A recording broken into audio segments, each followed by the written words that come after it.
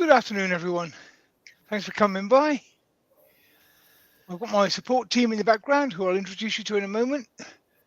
But I've been building my workshop extension and I was away the weekend, so I haven't really prepped much. So I'm doing a fairly simple bowl today. It's going to be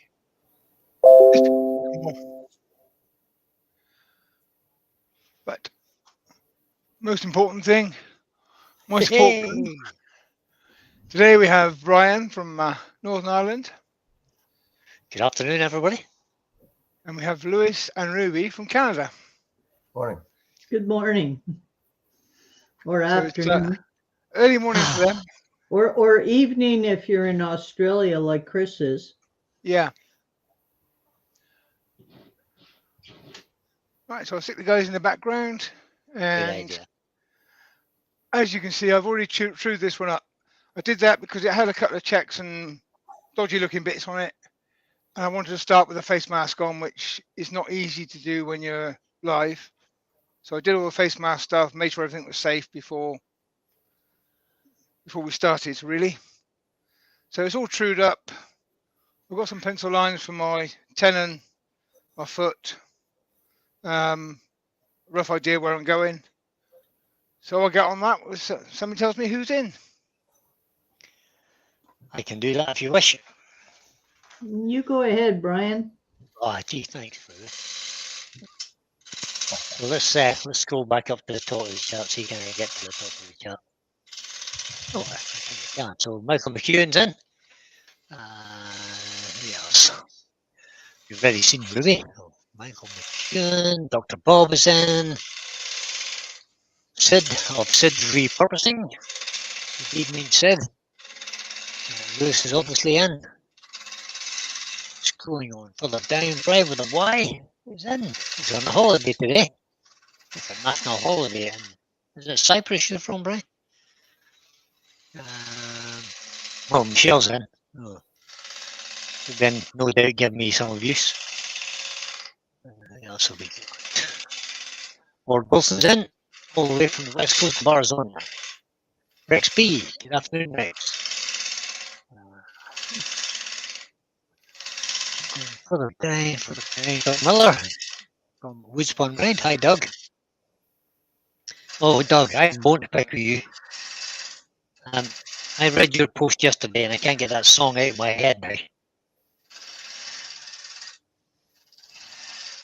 Put the lemon in the coconut. You're a pest, Doug. Rex B said that already. We declare Terry Bartlett from Plymouth Woodturners is in. Hi, Terry. That's Terry the Badge.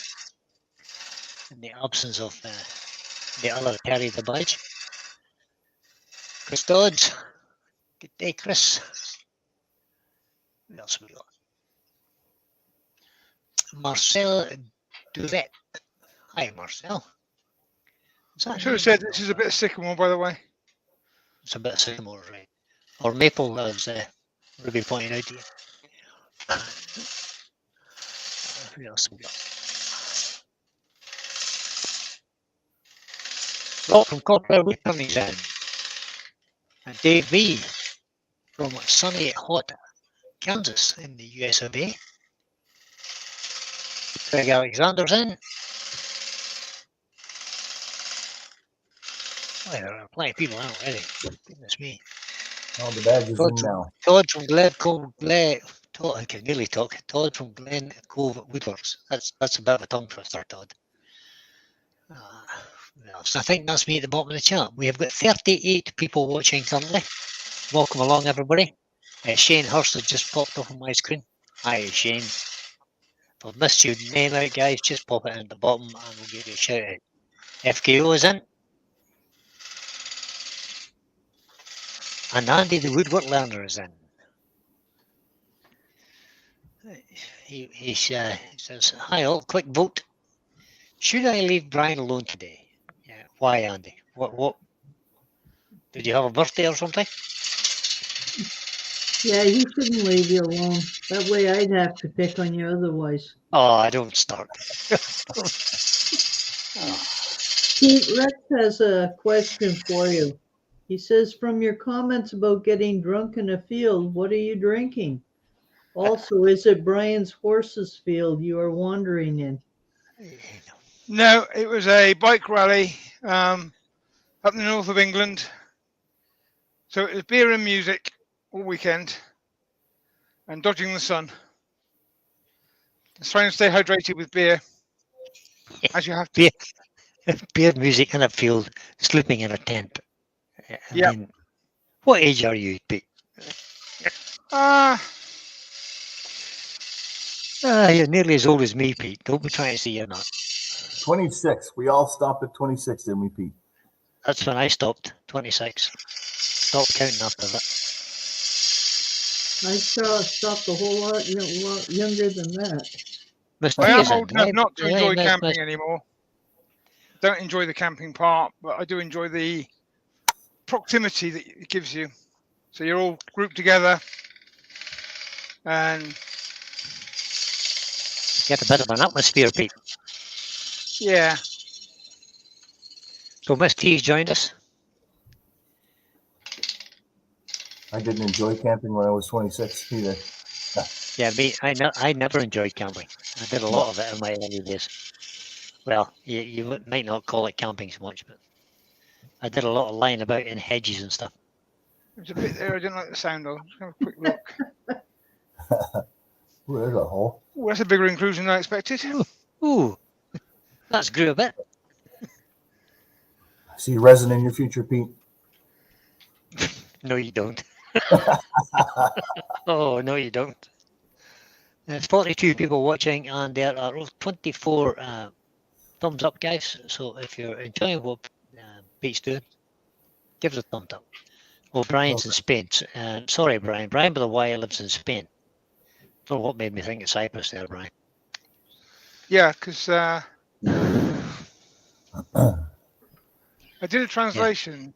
Yeah. The name is Brian Wooden Turner. Is that what that is? El Torneo on de Google Madera. Translate. The wooden tumbler. Yeah, that's what Google Translate says it is. Okay. Cool. Right. Joe's I not felt here my to say first tool correct. go really quite blunt, so I changed tool. Uh-huh. Now I know why. There's lots of bits of stone and stuff in there, Pete. That is, yeah. All dirt. Kev at 9K Creation says he might know you from the bike rallies. Was Wolf's? I was up at the Slaves Bash in Squire's Cafe. Okay. Terry from TJ Turning is in. He says, "Hi, Pete Worms and the world," he says. On the phone, so can't type much. Never Hello, mind, Terry. You'll have to assume the role of the badge again today, Ruby. Yep, you will. And we've got the other Terry B in the chat now. He can keep an eye on us. The other badge. Oh, I'll continue with this. It's not what I was expecting to find in there. Kev at 9K Actually, Creations is a new name to me. Mark in there, that is actually mud. Is it? Oh. Yeah. Well, you're going to have to get My that tool right. went blunt. I think I would tend to agree with Lewis that I would fill that with resin of some sort. Yeah, but I don't have any resin, and I'm not going to get any, so it won't be filled with resin. So it's not getting filled, but it's going to be a £10 inclusion. Is that right, Pete? Do you have any epoxy? I do. Later on, what you could do is mix up some epoxy and add some acrylic paint to color it. Black will work. And fill it. And then once it's dry, then you can turn it out. Yeah, that's 3 centimeters wide, 5 centimeters across, and 3 centimeters deep. So I'm not going to fill that with anything. Yeah, just hollow it out and leave a hole in the bottom. That'll be fine. I'll just Well, make it an it's in- anorexic soup bowl. That's what I'm making. Excellent. It's in a good spot at least. You get a good solid rim, good solid base, so you'll be all right.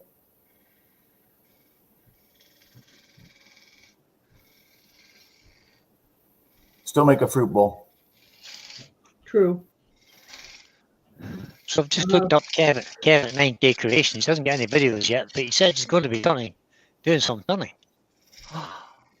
on his channel. Dave B wants to know what kind of bike you ride, Pete. Hang on a sec.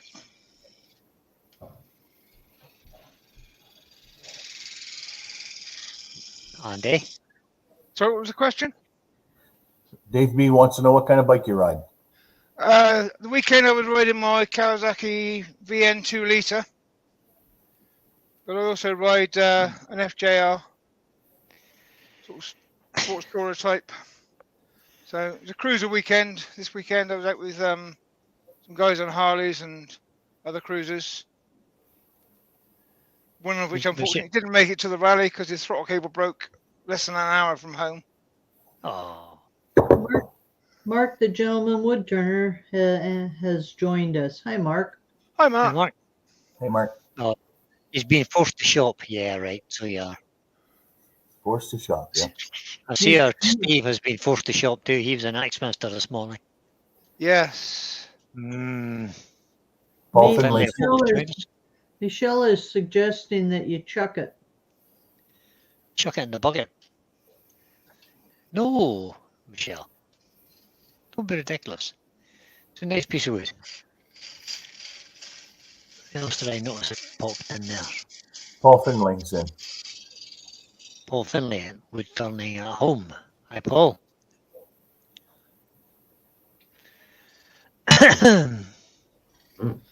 Rex B says, be careful that doesn't fly apart like Mark's vase last week. Or Wayne's this week. Oh, did Well, Wayne no. have one fall apart? Wayne had one last week, he did, yeah. I missed it. Yeah, so did I. It does Or happen. did it just come off the lathe? Can't remember. It does happen, Well, but I think this is sound. If you were afraid that was going to fall apart, when you do the inside, what you could do is use tape on the outside. Yeah. No, that's true. That's a good thought. In fact, So if you wouldn't be, I'm not concerned about that, but I think I'll do that anyway, just to show the idea. The technique. Hugh wouldn't be nice is trying to stir the pot a little bit. He's asking a question, but I think he knows the answer. He says, "What chuck are you using, Pete?" Like we I'm don't know. using. Hang on.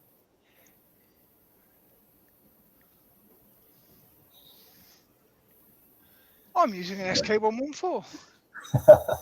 Surprise, There's surprise. a sure. Why am I not surprised by that? Don't worry, Brian. I don't own one either. No, I'm not worried at all, Ruby. It's not painful. That's the. Ruby and I The won't thing buy is- one just in solidarity, Brian. Yeah, thanks, mate. That's appreciate that. Is Michelle in the Okay. chat? Yes, Michelle's in the chat. Yes. Okay. So this is why you have to have lots and lots of different tools, because it takes at least 3 tools to make a tenon. Absolutely, I agree. William Kenny's in. 40 million. Hi, William. William's bowl of fruit was nice. He published on Facebook the other day, I have to say. Yes, it was. And Todd from Glen Cove Woodwork says is suggesting that you shouldn't do a mic vault when you're putting the tape on. That's a point. I can't really use tape without guidance, can I? Yeah, well, you'll be all right. It's only Mike that needs extreme guidance.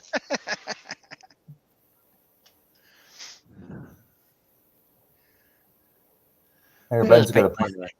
I'm going to Ben's sound that as it is. Probably off camera later on. I'll just take a Dremel and I'll just sound the inside of this edge separately. Purely because there's a lot of. Basically, this tree got split when it was young, got some dirt in it, and grew round it. So it's not bark you see in there, it is dirt. So if I sand that out and get it back to clean wood, it'll look better. I try and keep it a little bit rough so it looks natural. I can do that with a Dremel. Terry is saying he has to leave to go back to his holiday. It was nice of you to join us shortly, Terry. Right, That's thanks, it. Thank you Terry. to interrupt your Thank you, holiday everybody. to join us. Which reminds me, I'm not here next Monday. I'm on holiday, taking the grandchildren away. Oh, so you are right enough. I think I'm doing a double stunt next Monday. I won't be here either. I'll be on your side of the pond. Yes. Heading to France, aren't you? So I'm going to start with a 3-inch sanding disc. Not a 3-inch. It allows me to step over that gap better. Well, Rex B agrees with me that epoxy with black tints would be a great idea.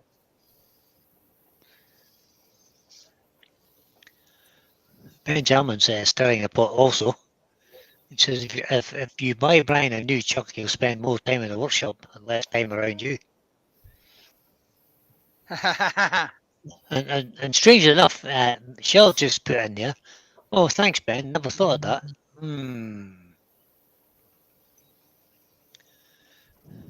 When you're retired, isn't being on holiday called life?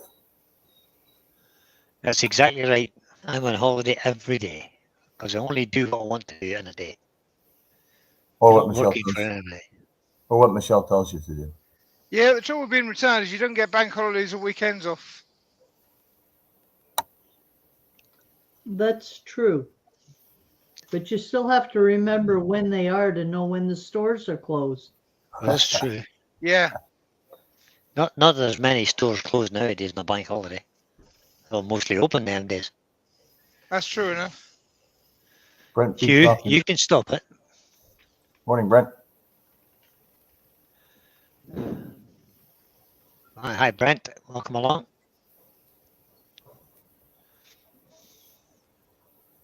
Oh, yeah, Ruby, you're over to demonstrate, not to take courses this trip. Right.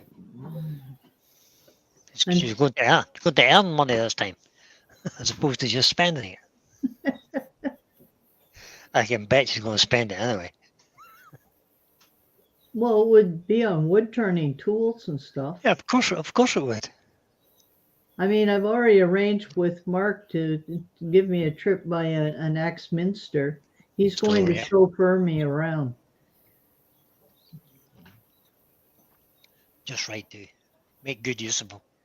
Unfortunately, I hate to say this, Brian, but there aren't very many tools that I don't already have. Yeah, I know. Right. Okay, Ruby, you can stop rubbing that in there. Yeah, but I started long before you collecting my tools. Yeah, you did right enough. I've only been collecting tools for a short period of time. Yeah, I think I've been collecting mine for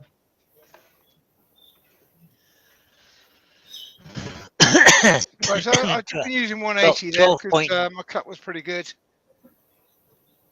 I'm happy with that, apart from that transition. I'm going to do that by hand. Ruby, you've been collecting tools for 12.99 years by any chance? No, just about 40 or more. I would say so. All these chaps talking about their motorcycles make me jealous because I had to sell mine a number of years ago. Driving them around here has just become way too dangerous. Even driving a large van is dangerous here. People don't see a van, so they certainly aren't going to see you on a bike. No, it's an issue. We came back down the motorways. We went up on all the back roads, but we came back on the hangover route down the motorway. And trying to keep your speed up because it was hot. When the traffic slowed down, we were going in between them, and quite a few of them didn't get out of the way. Not good. That's disgraceful. How dare they?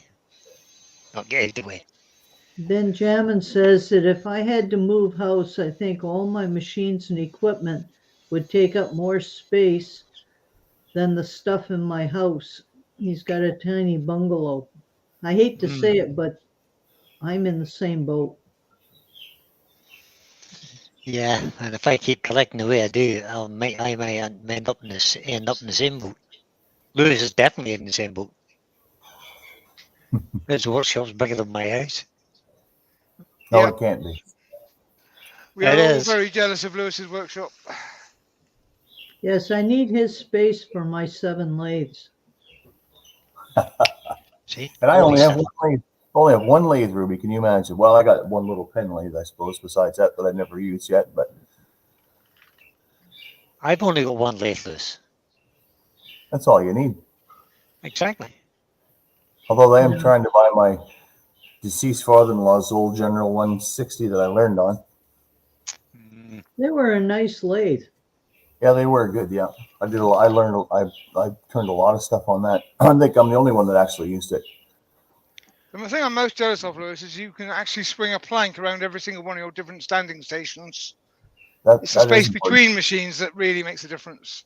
Rex, You're Rex doing flat. is asking if Mark and I will do a live together while I'm visiting him in the UK. Please. I'll It's always possible. have to discuss it with Mark when I get there. Yeah, just give him a lesson, record and send it out on YouTube. That'll be fine. We could possibly do something when you're in my shop if you want. Now, Andy the Woodwork Learner says, Brian, a serious question. When are you going to start to do demos apart from YouTube? Probably never, Andy. Right, there's a bit there that wasn't torn grain, just wasn't quite the way I liked it. So I've just done that stationary.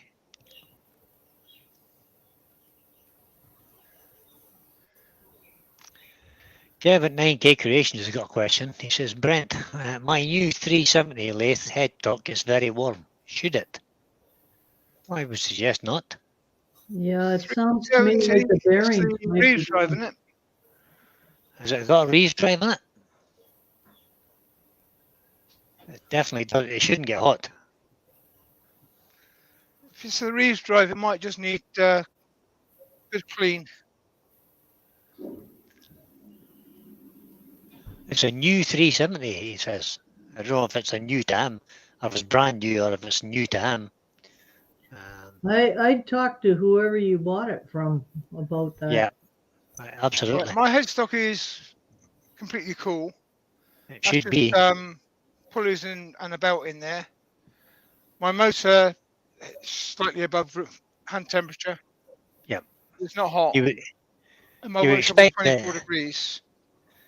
You would expect your motor to get a little warm, but certainly the headstock shouldn't be getting warm. There's friction happening somewhere, causing it to heat up. Would be suggesting the bearings. That could be absolutely the case. Although if it's a new lathe, it shouldn't be, the bearings shouldn't be worn. Shouldn't be. I had my Powermatic for 30 years before I finally had to put new bearings in it. Yeah, the reality is it's rare that bearings cause a problem in a lathe. But Although mine wore out. yeah. Well, 30 years ago, you gave it, really, we're not surprised. But if they're going to be bad, they're going to be bad right out of the factory or 20 years down the road, chances are. Correct, yeah. Yeah. It's not unknown to have a bad bearing come from a factory. It's not unknown.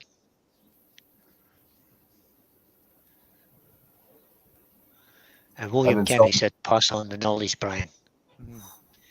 I haven't got that much knowledge yet. Go on ahead, Lewis. I've been selling tools a long time, and that's typically how it works. If you're gonna, you could buy the first couple of months, and you probably get a good machine. But most of the ones that come back are like warranty work are right quick. I spent my life working with computers, and it's the same story there. If it makes it through the first 3 months, it's good. Hmm. Dr. Bob says, I have tools that were made by my grandfather, who was taught how to clean his belt-driven turn shop 64 years ago. I worked in a factory at one time that was originally belt-driven from a water wheel, and all the infrastructure was still there. Amazing thing. Jo is actually making grit today, which is why she's not earworming for us. But if she's watching, I'm sure she'll be singing to Glyn. Oh, she will. I Ben said won't he's- sing, or you'll lose all of the people watching. You say that. You say that all the time, Ruby. I don't believe that's true at all. I bet you can swing. Oh no. We're not going to find out anyway. Well, that's why I took up playing the harp. You don't usually sing to a harp. No, not usually, no. That's true, actually. I don't think I've ever So Brent says that seen he those has two a come one. together.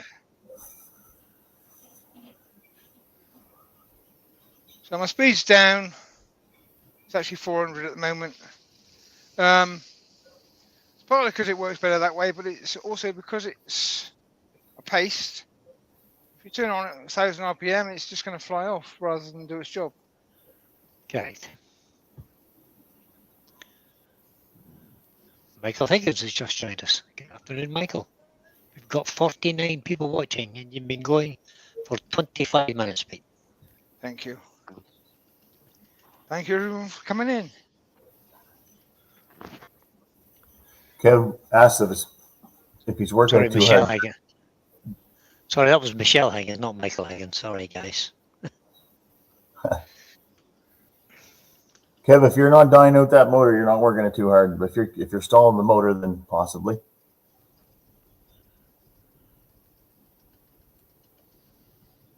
Yeah, if you turn a lot of very off-center pieces, you can put a strain on the bearings.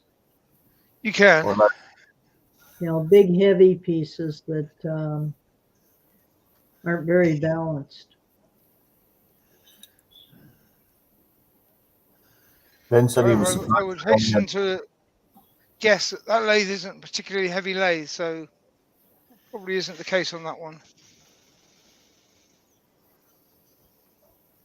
Yeah, Kevin was questioning whether it's if he turns too fast and cuts hard. I don't think so. No, unless you're bogging out the motor. Yeah, if the motor slows down when you put the tool in, then that's wrong. Yeah, just so you'd notice, because basically it means you're spinning a belt. Exactly. Or you could actually be killing the motor. It may be underpowered, or it may be weak. Yeah. Ben said he Either was, way, it's not going to do it any favors. no. No, I don't really know Reeves drives particularly well. I've seen them used. I don't understand the principles of them. I'm wondering if the belt's too tight, whether that would generate heat. Well, it's a V belt on a cone system, isn't it? Sort of. Yeah, It can close up and make the pulley bigger or smaller. Yeah. So if it's too tight, it will be causing friction. I think at that point I would be looking at a different lathe. Yep. I think Reeve drives are a thing of the past nowadays, aren't they? I don't think anybody makes a new Reeve drive. Westminster do. Do they? Yeah. What? Well, I think Kevin's over on it's only been Ellie's using for side. a long time, but they still sell one, as do Charmwood, various others. They're still out there. I think it's the cheapest way of getting variable speed. So it's I've never quite actually common. seen one, to be honest.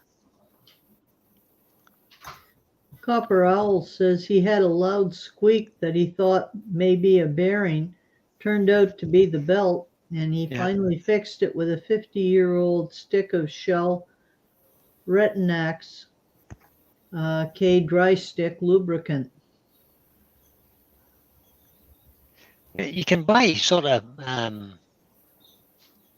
belt conditioner or something, can't you, Lewis? Yep, you can buy belt dressing, yes. If you have a squeaky belt, that's that kind of Yep, it works might really help well. it. I'm not going to be too concerned about bits of grit and stuff stuck in here, Yorkshire grit. So Kev has said. I'll finish that later. Yes, okay, mate. So Kev has said, mine is an Axminster 370, about 6 weeks old. If it's getting hot and it's only 6 weeks old, get on to Axminster. Just phone them Definitely. Axminster customer services are really good. up. Yeah, excellent. Give them a call, and you'll find that they're very helpful. Don't think he's in many of the lives, but there's a turner called Tom Dollage who had a 370. He used it extensively. He wore it out. He bought himself a 406, and Axminster delivered the 406, picked up the 370, took it away, reconditioned it, and brought it back to him, even though he admitted he'd overused it. What are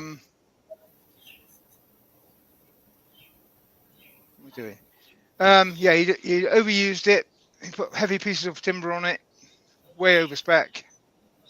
They were quite happy to help. So give them a call. Customer services are really good.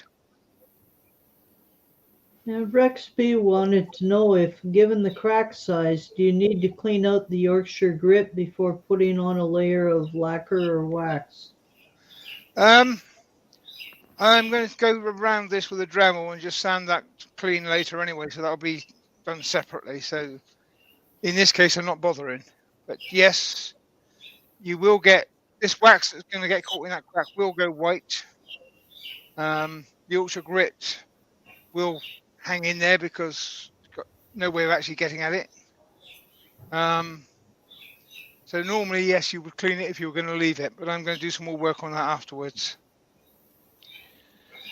I find that if you're using Yorkshire grit too, you can actually blow it back out the cracks if you use your air compressor. Yeah. And just wipe it off the surface. If you're rich enough to have a compressor, I'm not. You know compressor, Pete? No.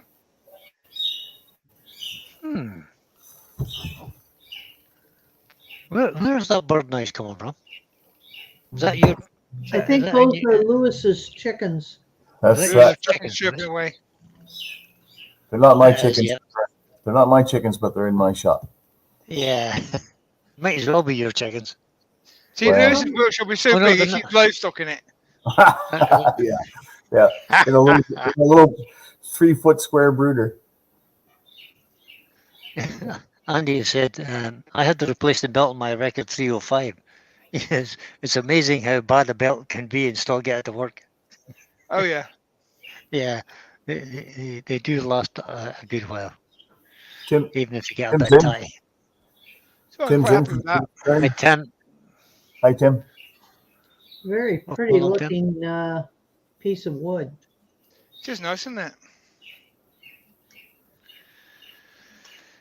So Kevin 9K Creations has got an Axminster 8W370 WL variable speed wood turning lathe. That's what he's got. That's what Mark used to turn with. That's exactly. I think that's exactly what Mark used to turn with. Rex wants to know if you don't have enough space for a compressor, Pete, or if you're spending too much on the SK114. It's purely a space consideration. Shut up, Rex. SK114s, you never spend too much on them. It's just a good investment all the way. So as a reef drive. Actually, a compressor doesn't take up very much room. You don't need to buy a gigantic one. No. No, I have a small compressor for my airbrush. Well, Actually, my wife had a small compressor for the airbrush I bought her for Christmas, but it's now permanently in the workshop. Did well on that one. Well, once the addition's done, you might find space for a little bigger one. Yeah, I may well do. I have one of the standard sort of 25-litre ones, which is really noisy, I have to say. But it's stuck in the room next door, so it doesn't make that much difference to me. Well, that's what I would do. I would put it out in the extension. But that's well, this afternoon I'm going to be ordering the shelving to go in there. So coming along nicely. I just need to sharpen this a minute because I did kind of use it a bit.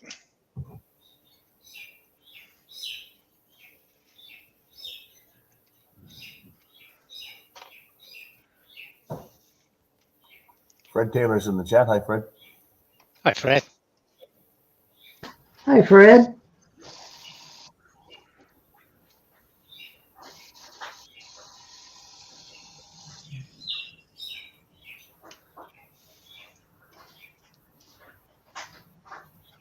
Don't have a camera on my Pro Edge, so I have just sharpened my 5/8 or half-inch or whatever you want to call it. Half-inch UK, 5/8 American.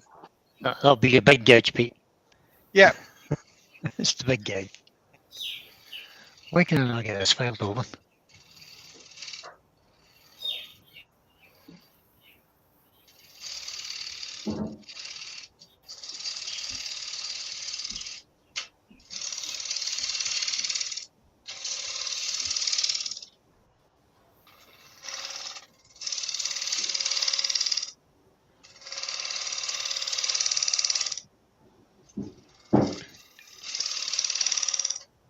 It's underperforming.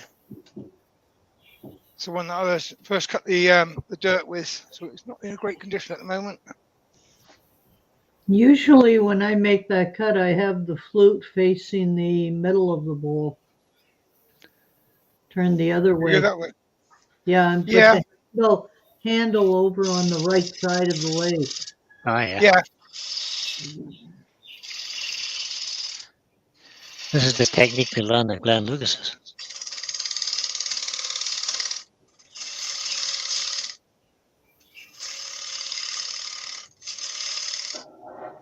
Well, that surprises me he would teach you with that grain direction.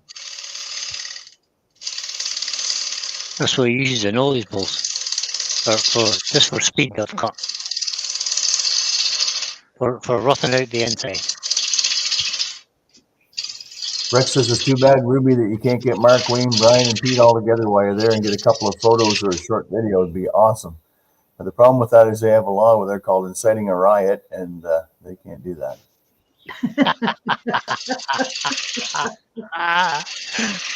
Well, we will have Pete, Mark, and myself together. Yeah. Yeah, we'll all be here for some hours.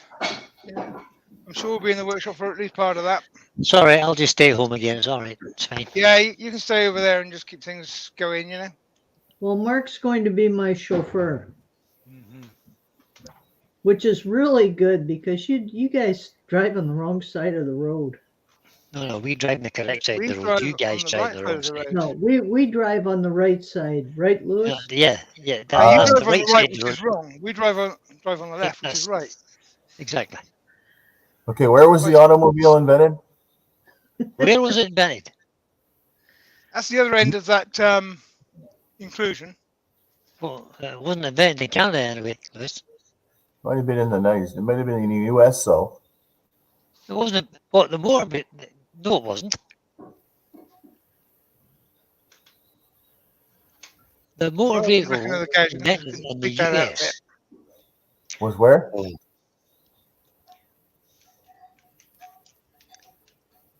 Wherever it was, we're gonna have to concede. Wherever it was, and what side they drive on, that's the right side, the correct side. Lewis, they make their streets half the width of ours. I see that. Yeah. Yeah, we used to make our cars half the width of yours as well, but we don't do that anymore. That's causing a few problems.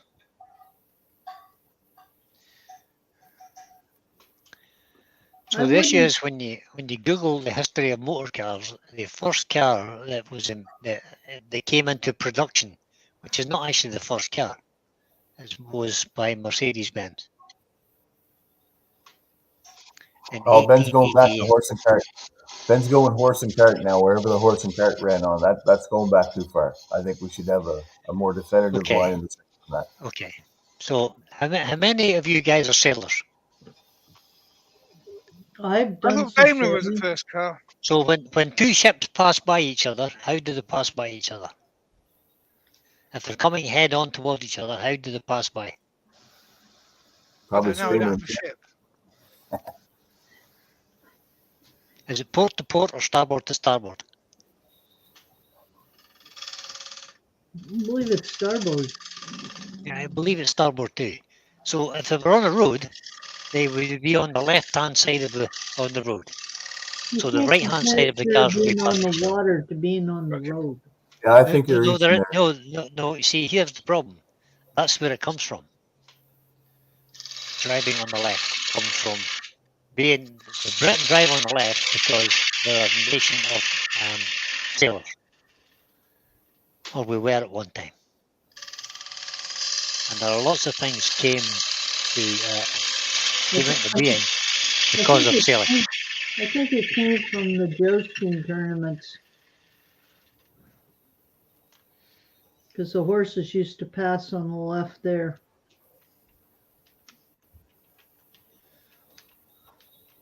Okay, you can see here, that's the inside of my inclusion. The reason was that branch obviously got stood on or something, which caused it to split the wood that was supporting it. And then, I don't know if it'll show. This then filled up with dirt. And the tree carried on growing. Yeah, it looks like it grew around the branch. That is. So, I think it was a branch, Pete, huh? Yeah, there's a branch. Wasn't a particularly big branch, so the weight of the branch didn't split it. Somebody obviously stood on it or something like that.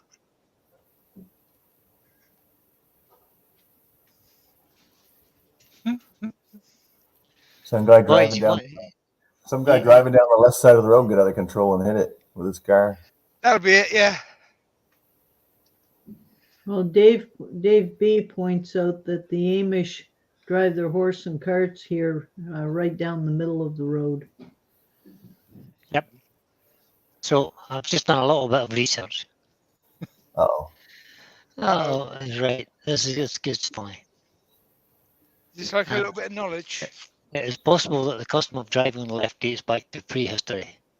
It may later have been used on early roads as an early road safety measure. At the time, the major danger on the road was mugging. Careful travellers would pass oncoming strangers on the left with their sword arms towards the passerby. The keep to the left rule did not become law in Britain until the increase in horse traffic in 1756, this is, when some sort of enforcement became essential. So that was in 1756, and that was for stagecoaches and stuff leaving London.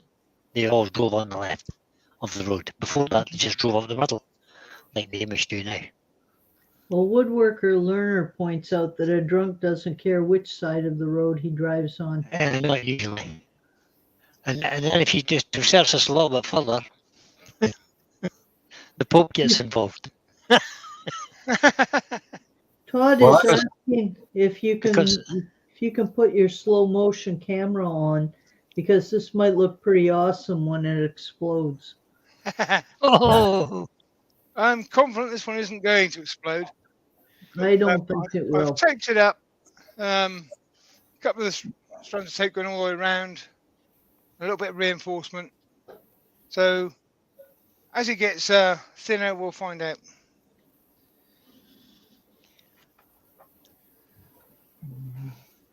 Now I'm going That to go was- back to traditional cutting method because it's a little bit more gentle.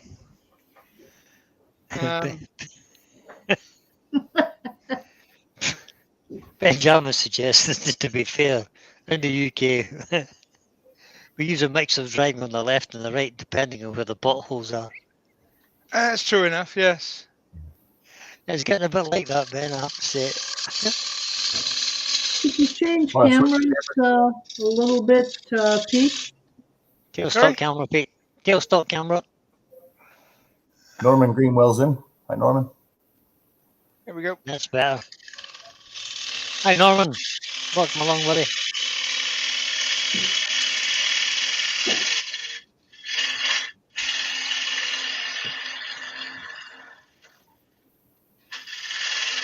Anybody get any suggestions what they'd like to see done this evening?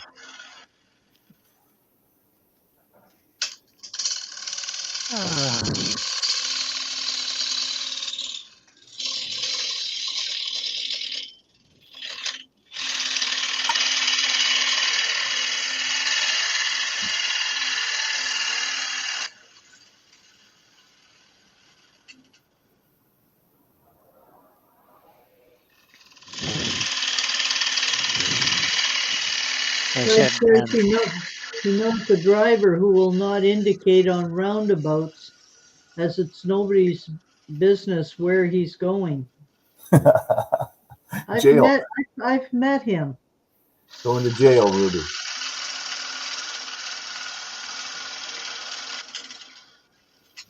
Now, Peter, you leaving a wide rim on this for a reason?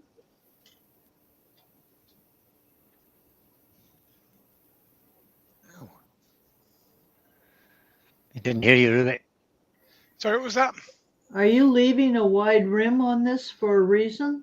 I was originally going to. I was going to go wide rim for these branch bits and then undercut, but I'm not so sure that I can undercut anymore. I don't think undercutting's going to work out good. It's Be it I'll try to sanding. keep get the trusty pencil out. Try and keep it about there. Just so that I've got this interesting little shape on the rim.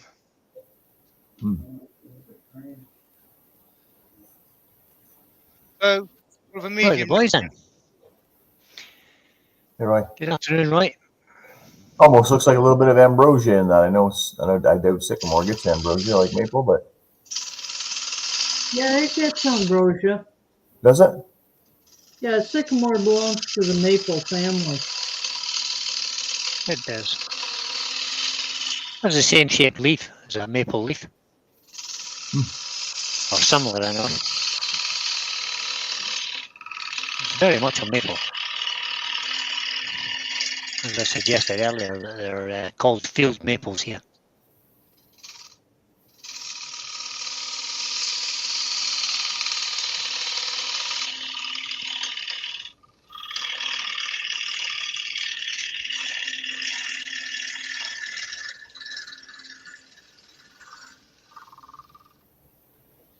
You hear that knocking when I get to the bottom there? Which one might filtering that out?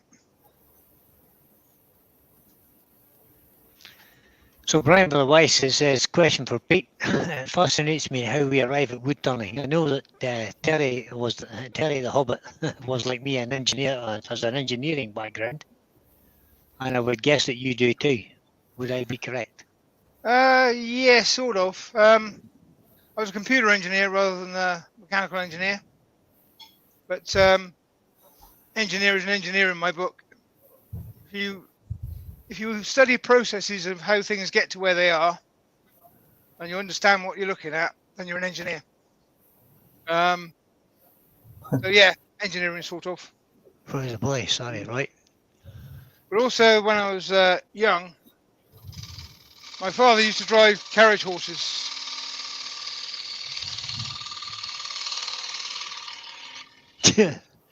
No, Roy, you're late in, Roy. Roy asked the question, are you going to fill this with resin, Pete? The answer to that is an emphatic no, he's not. Pete doesn't do resin. So my father used to drive carriage horses, and he used to drive them cross-country racing, which Wow. used to get rather expensive in carriages. Mm-hmm. So we repaired a lot. We made our own wheel hubs and things. So I did that as a youngster. Loved working with wood. And then I started working all over the place, traveling and so on and so forth. Couldn't actually do any woodwork. So when I retired, one of the first things I wanted to do was build a workshop. And wood turning was the thing that appealed to me. I came at it from, I did a tiny little bit of wood turning years and years and years, I mean a lot of years ago. And then I got into metalwork. And I did metalwork for a good number of years. And then I thought, it was too dirty. So I went back to woodwork. And you found it was cleaner.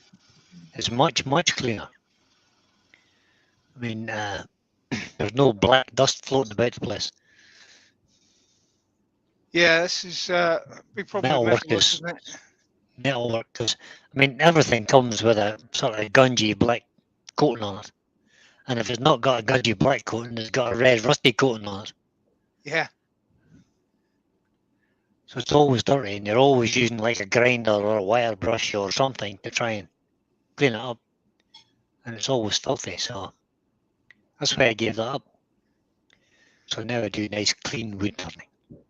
I can imagine that you would struggle with a metalworking shop anyway, Brian, because you've No, turn my head in, Pete. got a tendency towards cleanliness and tidy workshop. Yeah, I do now, yeah. That's the reason why. TF Turning says, I watched Turners on YouTube every night for about 6 months, almost obsessively, before I knew I bought a lathe. Yeah, Tim, that's a common story. I think. There's been lots of new wood turners. I'm one new turner since the pandemic, or this pandemic, COVID, if you like. A lot of people took up the hobby then. They did. Well, a lot of fellows were introduced to it at school. Yeah, But that's what I did a lot. when I went to school, girls weren't allowed in the shop. We could only take home ec. Yeah, Quite right too. shocking, I say, shocking. Peter, You might not be one of the friendly giants now in a minute. Any more wisecracks like that, boy? The invitation was there. It was hard to resist. Yeah, Fred. Yeah, I know. Fred Taylor did some woodwork at school too, in the olden days, and then he restarted up a career in computing. Don't do that. Yeah, when I was at school, we did woodwork and metalwork, and we actually got to use the tools. I mean, they even had a hearth. I mean, I made a poker and all at school. Costed it, and shaped it, and clunked it on the anvil. You couldn't do that at school nowadays. Rex is asking if your hole is all the way through. I think Yes, it is. now. I will be. Yeah, all the way through, and quite big. It's a bowl with a hole. William Kenny says he blames Mike Walt for his empty wallet. Yeah, along with the 90,000 subscribers that he has, yeah, you're probably one of many, William. You blame Mike for everything, it's his fault.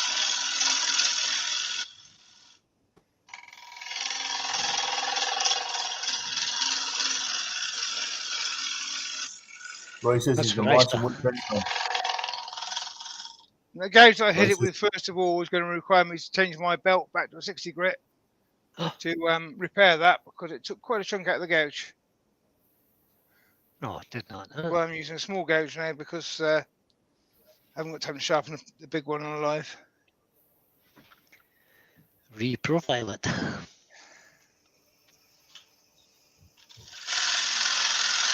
The boy says, I've been watching wood turn on YouTube for 9 months and I'm still no good. That's not quite true, Roy. You're actually turning some nice stuff.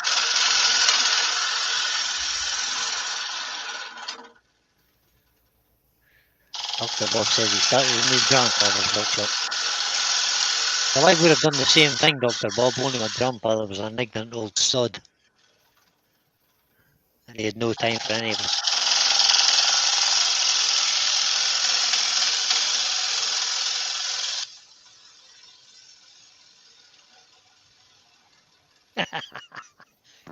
Chris does suggest that he's worked in retail for 45 years. And he says, I can swear at a lathe and not get in any trouble. Yeah, you can't swear at the public. Whoever said the customer is always right. Even when they're wrong. If they've got money, they're right. Ben says he dreads to think how many hours of YouTube he's watched related to wood turning. Yeah, me as well. I didn't really start watching until the pandemic hit. Same here. I didn't even know it existed, to be honest. I've been wood turning since 2008, 2009-ish. And I'd never seen a YouTube video on wood turning until the pandemic. But I was also not a member of Facebook or anything like that. I just didn't have time for it. And that made me too. Oh. Michelle just visited my office and left me a Galaxy Ripple. That's very nice of you, Michelle. It's cold. And it's cold as well. It must have been in the fridge. Yay. Right, I'm going to try more speed. Speed is your friend, maybe. That's what Mark said the other day. Or it might explode, one or the other. And Roy the boy says, don't funnel. It's too late, Roy. There is a funnel in it already. Well, you're getting nice clean shavings. Yes. It's not easy to do that. Andy H is in. Hey, Andy. Hi, Andy. It's not easy to do that when you've got a tendency to bump over an inclusion. It's good, really good tool control. Good.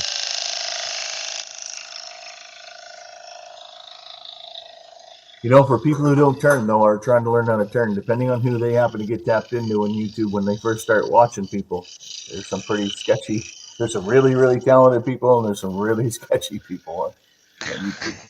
Agreed. Well, there's a difference between people who are teaching turning and demonstrating. That's right.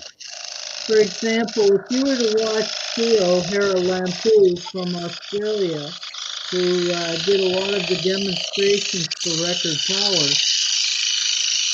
Theo would spend a lot of time explaining the cut that he was making and why he was making it. And he was more of a teacher, and for a beginner, that would be, even for some intermediate turners, that would be a good place to learn. Yep. Whereas some people that are demonstrating on YouTube, I hate to say it, but I wouldn't advise them watching them. No, that's exactly right. You know, what they do is dangerous and wrong. When you see how people mount wood on a lathe, if it doesn't look like something you'd want to stand in front of, chances are it's not going to be good all around. Right. Yep. Oh dear. Todd says I missed the question. Rumor has it that Mike Walt's first video was in black and white and predated the talkies. Black and white. Mike Walt's first video was carved in slate. Brian Chalmers asked, I missed his question. Brian, you missed my question. Did Glenn teach you to turn the inside of the bowl with one tool or two? 2. Actually, 3. Well, 2, maybe Yeah, 3. 3. Because you would use these.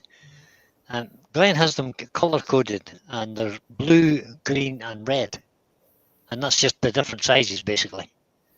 So you start with this one, you start which with the is big one. the big, and that's what you do your steps and you hug away the timber with. Yep. You refine it with this one, which is 3/8 3/8. English, 1/2 inch American, to refine your curve. And then you go with this one, which is 45-degree normal cut, but only half the wing depth. Yeah. So and more the like a trick with traditional that is grind. that you can go into the sidewall on the heel, then lift it till you get the cut, and you're cutting on the left wing. All the way And there. as you come around, you go onto the nose to the bottom. But so 3 tools basically. And he would sometimes finish it with a scraper. And sometimes finishing with a scraper. Often using the 3/8 as a shear scraper, which I'm going to do in a sec. Yep. You want to change your camera back, Pete, please? Yeah. So no, and the answer to Ben was no real 6-degree bottom feeder, no. No. But it would depend on the steepness of the side of your bowl. Most of Glenn's bowls, if you look at them, are kind of fruit bowl shaped. They're kind of wide. They're not deep. Salad bowl So is. if you've got a deep-sided bowl, the reason for the sharp angle, the 60-degree angle, is so you can get down into the bottom without fouling the sides. Yeah. You see, I've got a couple of tool marks here, which I should shear scrape out, but I'm concerned. Yeah. This is still nasty on gouges. I don't really want to damage my tool, so I think I'll just sand it out. Sand them out, yeah. So I'll go with the 80 grit gauge on that, just to protect my tools. That final cut that he taught you, Pete, where you cut with the left-hand side of the flute, that's not a beginner cut. No, that isn't a beginner cut. It's actually quite easy to pick up. You've got to start on the heel. You've got to lift it. You've got to watch it carefully, and as soon as that cut comes in, you're on the bevel and stay there because it's very easy to go over the bevel and get a catch. Yeah, exactly. That's where I was going. Yep. It's very easy to trip you up, though, I have to say. So actually, something else that we learned. There's a figure of 8 here. Get a pencil out. Basically where the end grain was. Glenn says he finds it much easier to sand that bit stationary and then go back and sand the whole thing. That's correct. I'm going to give that a go. So sand the 2 end grain bits first. Yeah. Now I could use the spindle lock or even the indexer because it doesn't need to be held particularly tight. So I could do that and it's firm. So I can get into there.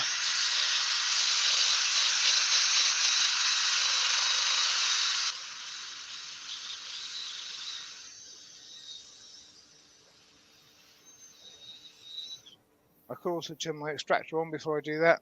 I'll do that in just a sec. Of course you did. I heard it wrong.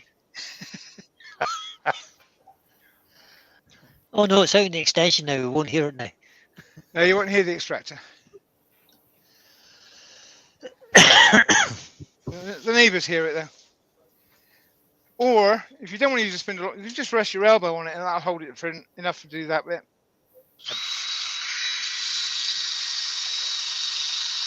That's what Glenn does. He just rests his forearm on it and stops it from turning.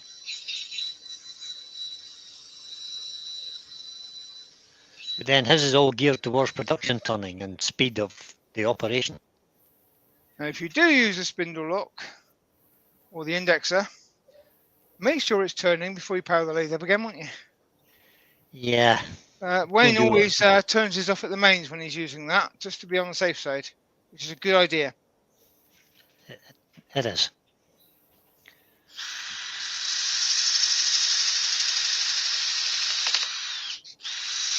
I've only done it once, and the 508 doesn't like it very much, I'll have to say. It makes a rather strange noise. Chris Dodds is away. We'll see you, Chris. See you, Chris. Bye, Chris.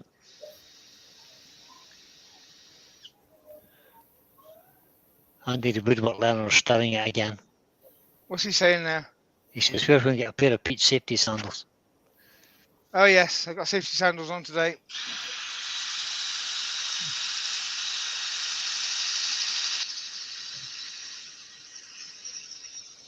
Before we go, Pete, I'll get you to highlight me, and I'll show something that'll explain to the fellows about which grind to use on their tools.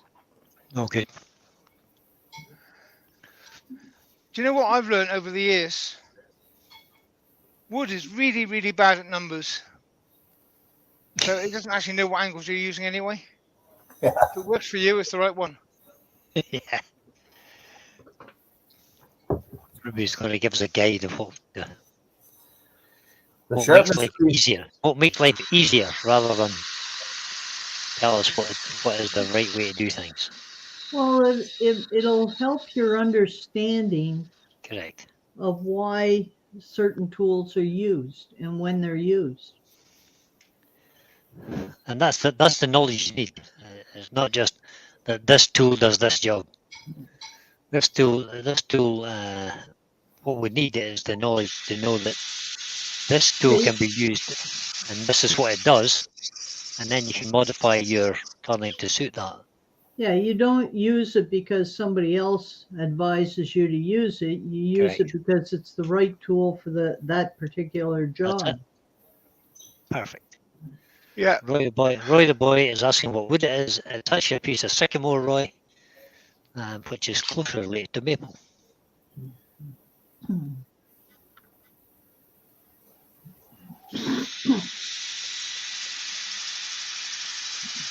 On the topic of safety sandals, if you don't lay your chisels on the top of your lathe bed, which is a horrid idea anyway, Yep, there's absolutely.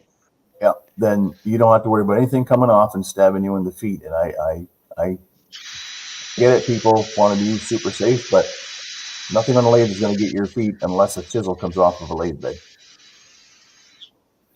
I don't have a camera that shows it, but all of my tools I'm working with, I've got a draw unit down here, which I've got 8 holes punched in, a piece of wood on the edge of it.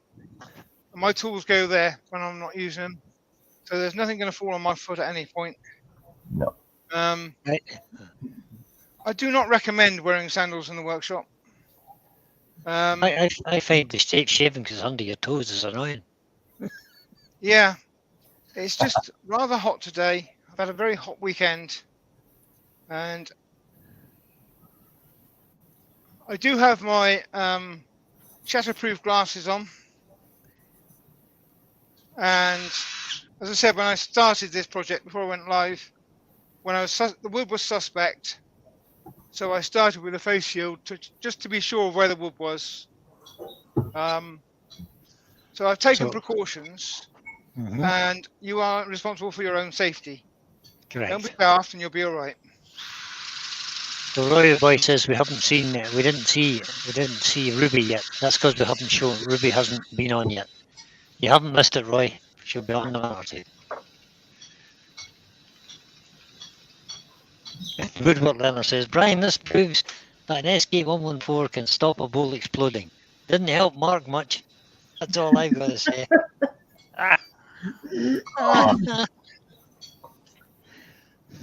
Brian, that was a low blow. But it was true, though. I have to say that Mark and I are good friends, and we do a lot of chat rooms together and stuff. And Mark has had a few things explode on the lathe. A thin bowl, I can mention, as have I. Happens to everybody. Can happen with any chuck. It can. If you're pushing the limits of what you're trying to do, things will go wrong. So Stay within your limits, guys. Just nudge the edge a little bit. Don't push it too far. Right, that was the 180, and I have touched this edge, rounded that a little bit, but I haven't touched the outside yet. That can wait till I get to the 240, which I'll just put down somewhere. Where did I put that? There it is.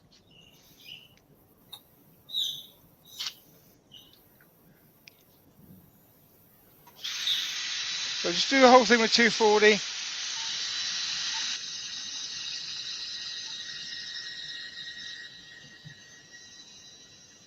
And with 240, I'll just flip over that edge. Just stops it being sharp. But Looking nice, that, Pete. Yeah, it looks good. Well, if you don't have a compressor, a straw will take the dust out of that crack. That's true. Use your lungs. Although, having said that, my lungs are not too great this weather. I think since I had COVID, my lungs are not as strong as they used to be. Or as Mark would say, use your vacuum or Hoover. Yeah. yep. Yeah, Hoover. Oh, go sneeze. Turn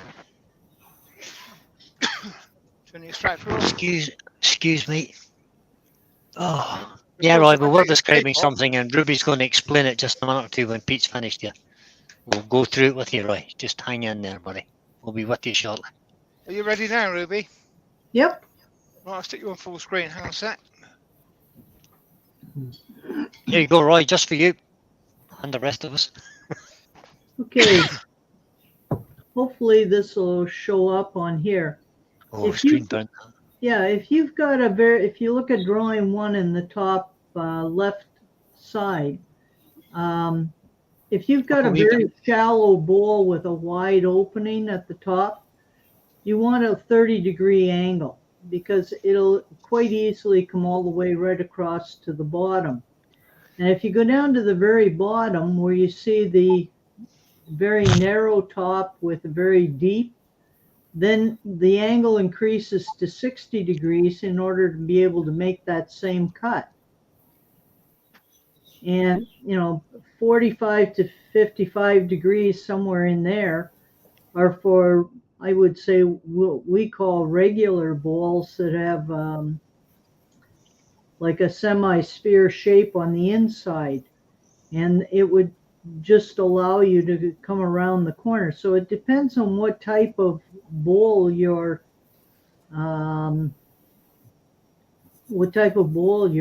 turning, and you adjust your tool accordingly. Now Ben says in the last 2 pictures the bevel isn't rubbing, though. Actually, in the last 2 pictures the bevel is rubbing.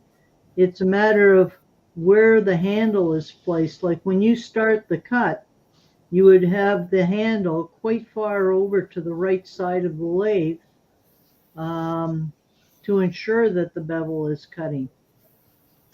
So I hope that makes sense to people about why you use the different angles on the bevel of your bowl gouges. Okay? Does to me. It makes perfect sense to me, anyway. It certainly does.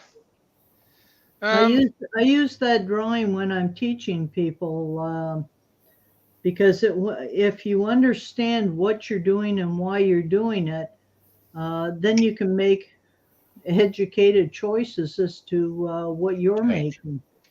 Like Glenn tends to make certain styles of bowls, so he tends to use specific angles on his gouges, whereas somebody that tends to use very deep, narrow openings would use a very different grind on their tool. That's correct. Yeah. Okay. Sometimes it takes more than one gouge to get the job done. For us turners who are doing a variety of different things, you need a variety of different tools, and that makes sense too. Yeah, you don't want to keep regrinding the same tool for each time you have a different Okay. bowl, because all you're doing is wearing metal away, and pretty soon you need new bowl gouges. So what you're saying, Ruby, is that not only do you need at least 3 tools to make a tenon on the bottom, you also need 4 sets of bowl gauges of all sizes to give you Correct. different angles. Right. Yep. Correct. Yep, I And approve it- of that. More tools. And they'll last quite a while. They will last a while. Right. Put And that's- yourself back um, on full screen, Pete. Yeah, let's go back and watch Pete turning. Okay, so I've actually just applied some grit.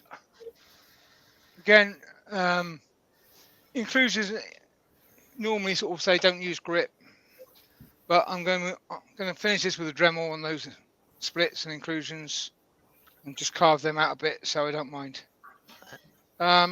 It's Lewis. Are you still with us, Lewis? Yes, sir. Oh, yeah. Okay. So turn my speed down. Now, if you only got one set of bowl gauges, and by set I mean a medium and a big, 1/2 inch 5/8 or 3/8 1/2 inch, depending on how you're measuring it. I would recommend, which is new to me because from Glenn Lucas's, I would recommend you go 45 on the 3/8 and 50 to 55 on the larger one, the big one. Gives you 2 different approaches, 2 different angles to work with, and it will suit a large percentage of cuts that you want to make. Yeah, that's a good average. Yeah, it's a good average, and a good average will cover a lot of work. So, you know, as you spend time on it, you'll end up buying more tools. And the nice thing with the bowl gouge is they wear out the fastest of all your gouges because you use them more. Hmm. And once they get down to a length where they're difficult to sharpen in jigs, that's the time to buy yourself a new bowl gouge, put that at 45, 55, whatever, and play with angles on the worn out one. That's So good I've got too. quite a few sort of 2-inch flute gouges that are sharpened at various angles to get into those odd jobs that you don't do very often, but it's very handy to have a different angle for. Yeah, I find I go through 3 or 4 bowl gouges a year. Yeah, And they are the most commonly used tool, so therefore they cut more miles per day than any other tool. So they wear out Right. quicker. Well, when they get too short, I was fortunate. I took a course from Alain Milan in France, and he taught me how to put them in a forge and take those worn out bowl gouges and create new tools from them. Yeah. Yeah, don't throw them away. You can always find something to do with them. But you know, when they're worn out beyond useful life, it's a very good time to start playing with a 30-degree angle or a 60-degree angle or whatever. Because you're not going to use it that often. So once you've got it sharpened to that, it's going to stay like that for quite a long time. Yeah, if you're making platters, for example, or a very shallow, wide open bowl, you definitely want something with like a 30-degree angle. Yeah. You can do the entire thing in one nice smooth cut. Hmm. But for beginners who can't afford that many gouges, a couple of good gouges and a really good scraper will do everything. Yes, I agree.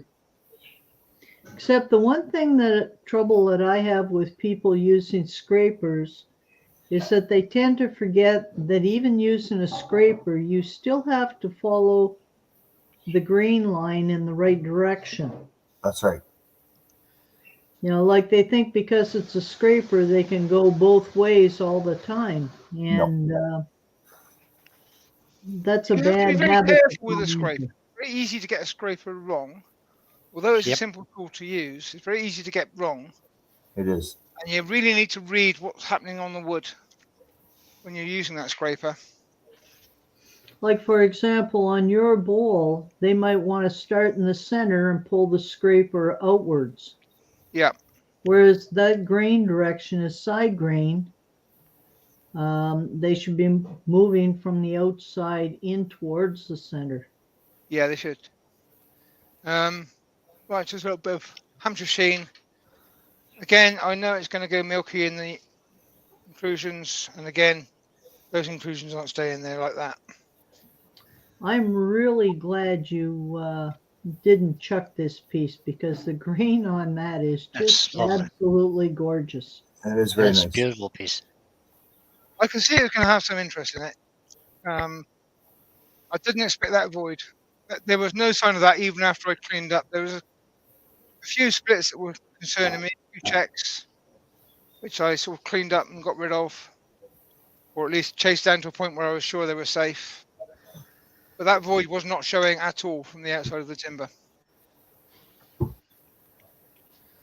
But it's a joy of timber, isn't it? You get what you get.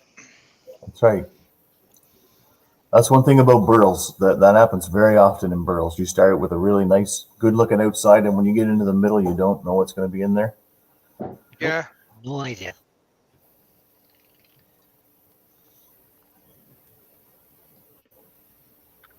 Yeah. And quite I was just often, going to say. I was just going to say that Doug Miller put in there. The same thing applies to carbide as well. Cutting in the correct direction. Yeah, it does. yes. No, No, I can't really comment on carbides because I don't use them apart from for a hollow-in. So I don't have the skills on them to really sort of give any advice or comment on them. Well, carbides are basically scrapers. Yep. And, you know, everybody is thinking of carbides and scrapers as being something new. But in actual fact, turners back from the 16th century used scrapers because a lot of what they turned was, for example, ivory or very dense hardwoods. And if you are turning something like blackwood or ivory, you're actually better off using a scraper than a traditional tool because the wood is just so dense, it cuts better.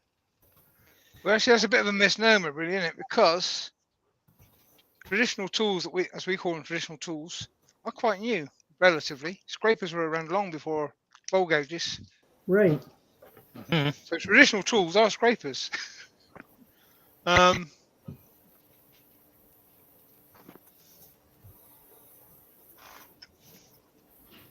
Glenn's in. Hi, Glenn. Mm-hmm. Oh, hi, Glenn. You missed it, Glenn.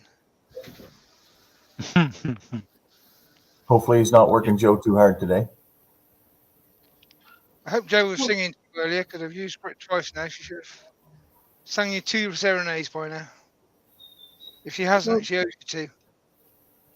Well, he didn't miss the part where you have to scrape it out of the cracks. Maybe he can make some that you don't have to scrape out.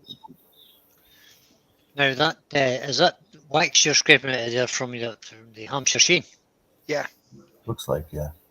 You could remelt it with a heat gun, of course. I could. But as I said, I'm actually going to finish that differently. I'm not going to take the tenon off this one. You've all seen tenons coming off. Liz just said, "Oh my God, she's singing it now."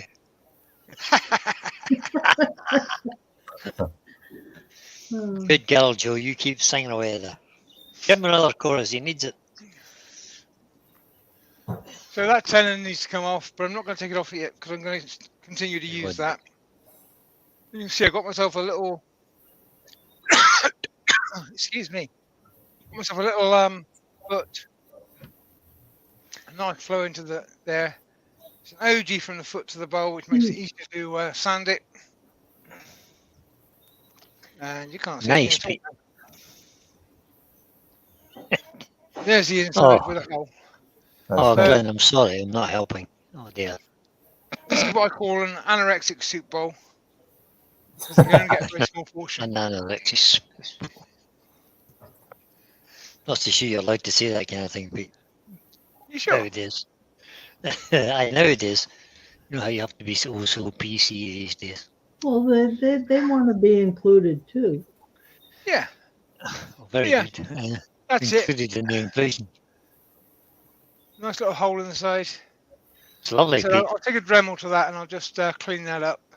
Real Put that nice back piece to of wood. wood. I would leave it, if it was bark, I would leave it there. Just polish it as it is. But it's not bark, it's soil.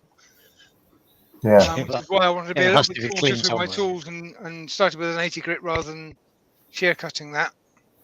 But you might be Because, able to use something like an old stiff toothbrush to clean it out with. Yes, yeah. Or even Okay. a soft wire brush might be even better. Yeah. Bring the guys back in. Oh no. Thanks Go everyone back. for watching. Thanks for my assistance for Thank you, assisting Pete. if you were entertained. We And tried. that's it. Simple bowl. And thanks to Lewis for the background chirping.